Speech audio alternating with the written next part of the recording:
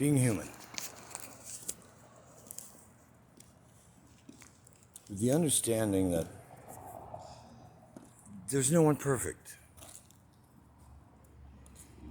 Even great religious teachers on earth in their human form, greatest sons of or daughters, we've all had our moments of temptation. We've all had our moments of sometimes your worst critic can be you. It's one thing to ask for forgiveness, do your amends, make the proper apologies, bend over backwards to do your special flips not to do it again. But when you've done all the things that should get you forgiveness, whether it's through higher power, whether it's through whatever it is on earth you have to do to make an amends, to satisfy the need. At some point, if you don't learn to turn off the self-criticism, all of that is really in vain. How can you ask to be forgiven by your teachers, your masters, your creator, whoever, and do your amends, do your penance, and do your acts to others to do your best? Sometimes you'll make the amends to them, and sometimes they want nothing ever again to do with you. Yet you'll still try to keep going back to make another amends. At some point, when they said it's enough, or they don't want any more, or they're not interested, and maybe you've even gone on and been living amends to other likes. Well, because I did this person seems like that, let me do some amends with them. At some point,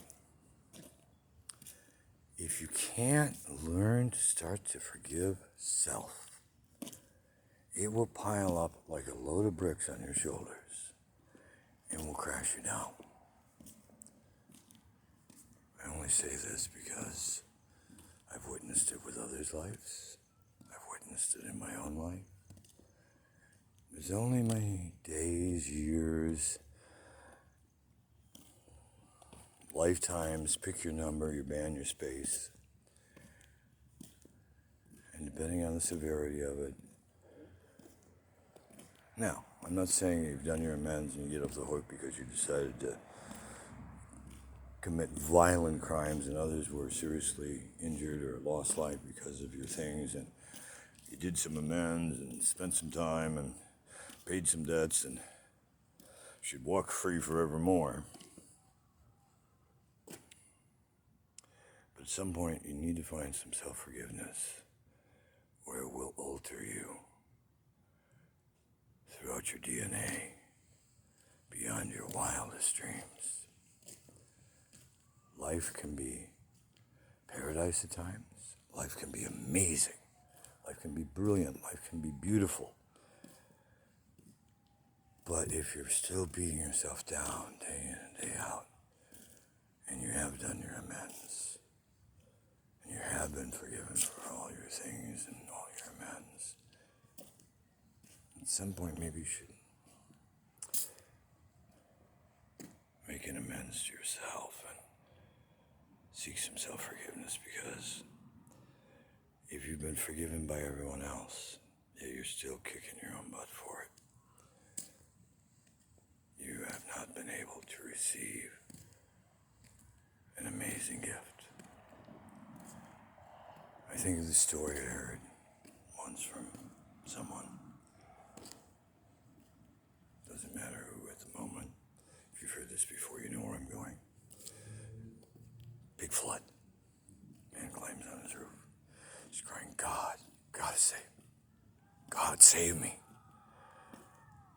Helicopter flies by and they got some ladders down and people ready to help him. And he waves them off. No, I'm waiting for God. But we're here to help you. No, I'm waiting for God. Man in a boat comes up with some people ready to dive in and help him and get him to safety. No, go away. I'm waiting for God. Even a big whale or fish or pick some saving people, some frontline responders who put their own on the line to save you, and you still wave them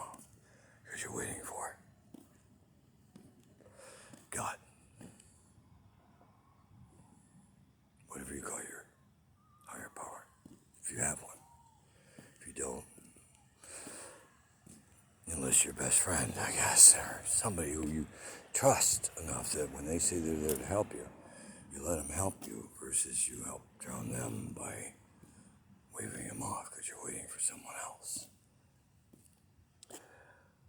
Your inability to have miracles, epiphanies, revelations, things happen in your life that can save you from a dire situation and get you to a safe area and help you recover and heal,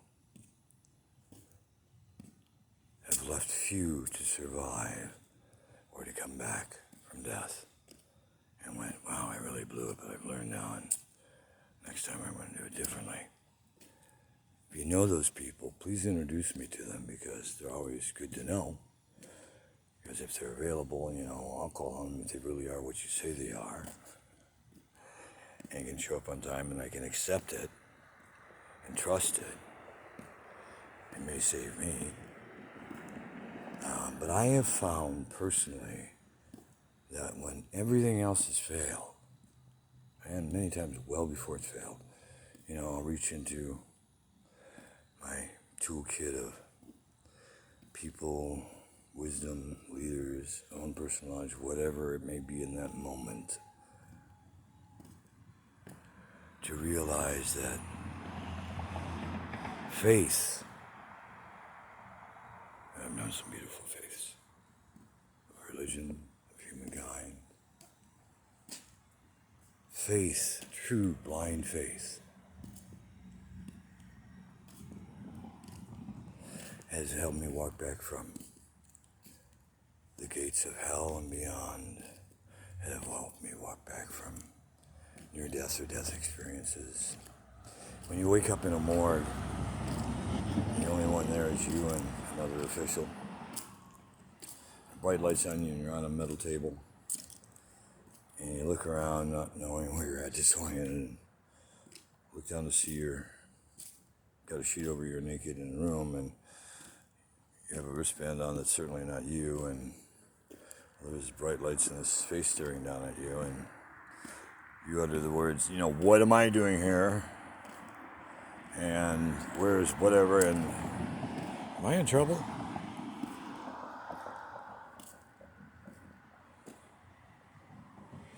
And they're like, well, not if you can identify the body. I've really had this happen. Unknown head trauma, 1439. Unknown, more than once. Not due to my own fault either. Somebody ran me over in broad daylight, and I know the sun wasn't in her eyes. And the facility should have known who I was, so should the agency. There were many ways to identify me. I'm well known in that area. But somehow I was unidentified, and I was born on June 1st, 1900. January 1st, 1900. Not. Well, there's questions about what year and day I was born, professionally and personally. There are documents that'll say I was born in this year, 69. Or there are other documents under other records and other names, because I changed my name very young in life, professionally, that reflect another age, and that agency, that facility had access to both of those, and I've dealt with those people before, and that agency and that facility, so it stupefied me to have to do that more than once now.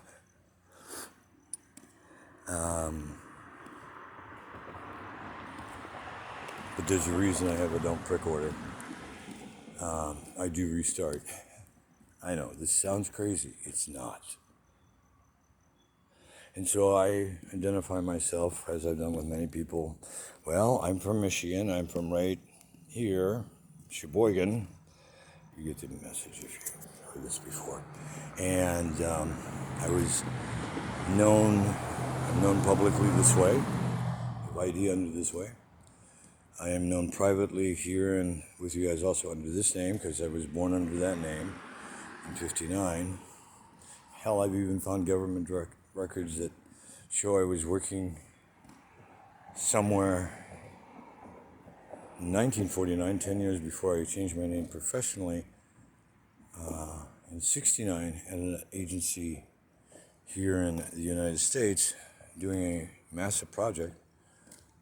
If it was me under that name, there's some amazing Total Recall. And I assure you I didn't use an abacus to go back and help on an ink stamp project that allegedly went back 300 years. If memory serves me correct, we went back thousands of years on profiling and information that's still being used today. There are many that are not happy that I even leak this out. But I'm not leaking it. I'm talking about my personal experience. Now, I'm not trying to tell you I'm thousands of years old. I'm not trying to tell you that I'm hundreds and hundreds of years old. Whether my soul is or not, I'm not going to get into that issue right now. But in this human form, to the best of my knowledge, Kurt Kelly was an idea I created and became legally in courts in northern Michigan and changed my name and emancipated and got into broadcasting because I wanted to protect the innocent. Me. Well, I came from a remarkable family heritage and people who've done great stuff in politics and religion and world leaders throughout generations. And I'm great-grandson of this person and great-nephew or great of this or that or great-great. And I really went back in time and have studied documents, domestic, foreign, in-person, Ellis Island, through the internet, through other technologies, and through my travels, that memories from other time periods do resonate. For too many, this is already overwhelming. My point is, know your true self. Is this deja vu I'm having, or is this what I like to call, Joe Walsh used to call, a vujaday? It's not deja vu. Gosh, I keep having this recurring dream, and I've seen this place before, and I've been here. That has a definition. Vujaday I would define as you have been here before. All time is parallel from infinity to infinity, and it may have been in a different form, different body, whatever, but you are part of that recall memory, because through some grace of the evolutions of time and creation and holy powers of whatever kind, you have been able to go through times. I don't think I was ever a lily or a flower, and if I was, it was in a female type form, a human form, and that's why at times I may be a lesbian trapped in a man's body, but I am clear about who I am in my sexuality, and I am clear that I am a male, and I get along good with females. I get along with anyone, as long as you don't try and force yourself on me or your opinions on me or think I'm stupid for thinking outside the box. Maybe it's time we had more creative thinkers and seers and doers who are outside the box to share their experiences more personally, that the continuum of infinity in life is maybe greater than recorded history. How ironic, at the beginning of time, Adam and Eve, the apple, the serpent, good and evil. I'm sure you've heard this one before. Bite out of the apple, you cast out of the garden, and hate between Cain and Abel. I don't know, maybe there were other children, I don't hear about them, but how did we go from Adam and Eve, Cain, and Abel, and the death there? How did one dead son have children with other? There's some missing links. Not everything's perfect in history.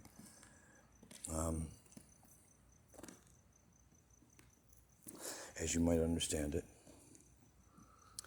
And in human form and in spiritual forms. You may not always be perfect either.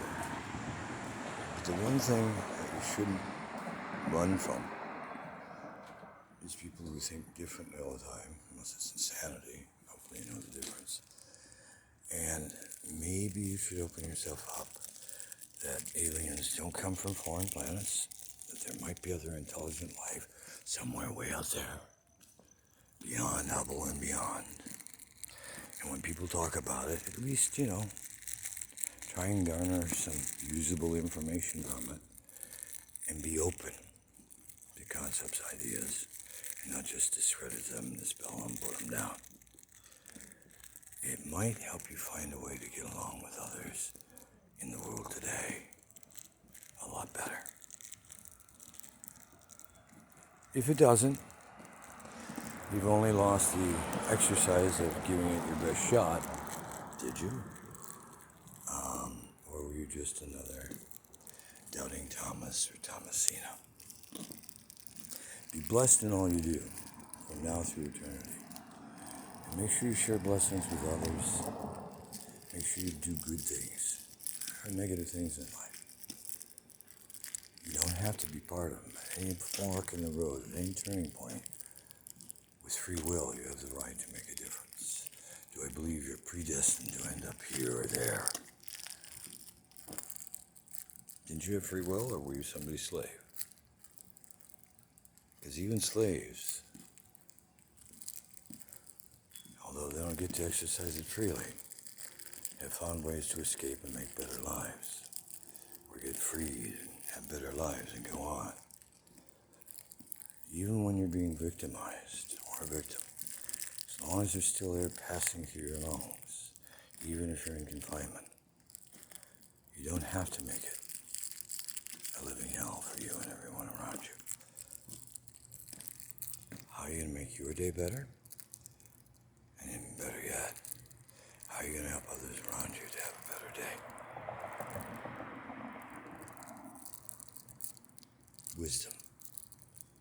Let it guide you in the right direction. Don't just recite it so you sound cool. Learn it. Not so become cool. Yeah, makes you cool, all right. That's what you gotta, I gotta be cool. But let it be part of your walk, your talk, and your fiber. Lead by example of a better way. And find a way to coexist no matter where you are in the worlds around you. And you don't always have to follow the pack to fit in. You don't always have to be the leader of the pack.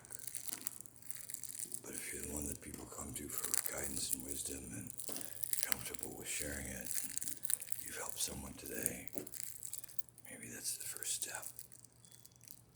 At some point, we all need to take a first step for the long term, whether you're ready or not. You never know when it could be your last step as you know it. And if it is your last step, if you're still breathing, you have a way to help. There have been many people who have lost their steps and have been brilliant at still making their mark in time. Stephen Hawking. I can go down a list. I'm sure you can find a list. Do some research. You'll find out it's not a bunch of babble. There are some real, amazing stories to learn from. Be one of them today. Share what you can. But remember, keep enough energy to keep